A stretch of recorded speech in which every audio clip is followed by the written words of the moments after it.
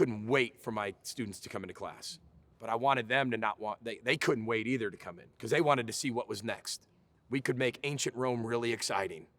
And I think that's the overall challenge, to listen not only with just our ears, but our eyes and the body language. And we know if our students are feeling right and they're not. If you're a really good educator, you can see it and you can listen to it and you can read body language. And we do, every Monday, we meet on every single player on our football team, non-football related, with our academics and our nutritionists and our strength staff and our training staff, our mental health doctors, all those people. And we talk about every kid because it's our responsibility to make sure we don't miss anything. We didn't see that coming is not a good enough answer for me as the head of the culture. It's not a good enough answer.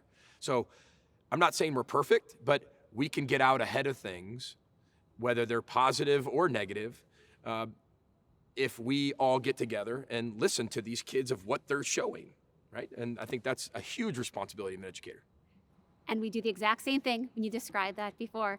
That's what all of our schools do. We talk about every single student.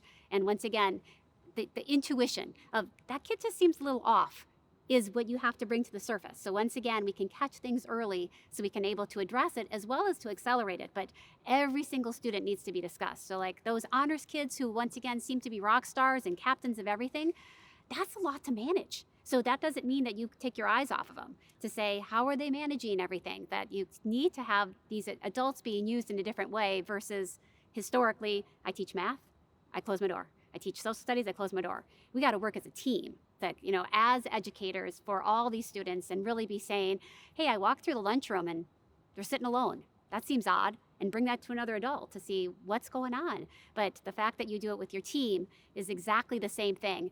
The other piece I'll put out is a lot of our schools have noted that their athletic teams are much better after they do bar, which by the way is not surprising because the culture changes and they have a lot more kids that are eligible to play. So like a lot of those kids, strengths who maybe they're not shining with kind of the traditional book work, but they are talented athletes. And so if you can leverage that strength and have that coach be working with those academic teachers, those students are able to really be able to show the talent they have and be able to kind of progress. But it's been really exciting that it's like this, unexpected piece where you're also going, but it should be expected. If you've got, everybody working together, when kids are passionate about these other activities, that's going to shine too. So it's been a really fun thing to see. Well, we have a saying, culture trumps skill. We don't get the best players in the country here, right? But we get some of the best people in the country. And we have an advantage of us together, right? The whole is better than the sum of the parts. And if we can have a better whole and a better team than other people, we might not have the best players in the country, but if we can collectively be one of the best teams, and we have the best chance to win at the University of Minnesota, and that's always been what our culture's about. Going back to your point about making sure that the students know how the teachers feel and gaining that information from the player or the students, during that meeting on Mondays, I'm on my phone the entire time, and all I'm doing is listening to everybody in that room, because all I'm doing is we're going through every kid, and I'm texting that kid. And then our academic advisor's texting the kid. And then our trainer is texting the kid. Our equipment manager's texting the kid. Our mental health doctor's texting the kid. Our doctors are texting the kid. Our nutritionist texting the kid. If you got a really good score on a paper or an exam, or there was something they did that someone noticed, our player development office noticed something, or our operational department noticed something, or our marketing department saw a kid do something. And you never know what those texts actually mean and what they can do for a student. Very similar to the person sitting at a table alone. Signs are around us everywhere, and they're not just bad signs. There's a lot of really good signs that we do ignore. And it's so much easier, again, as a coach, to find the negative. That's really hard. You have to work on that as a teacher to find the negative. Find what's wrong with the student and fix it.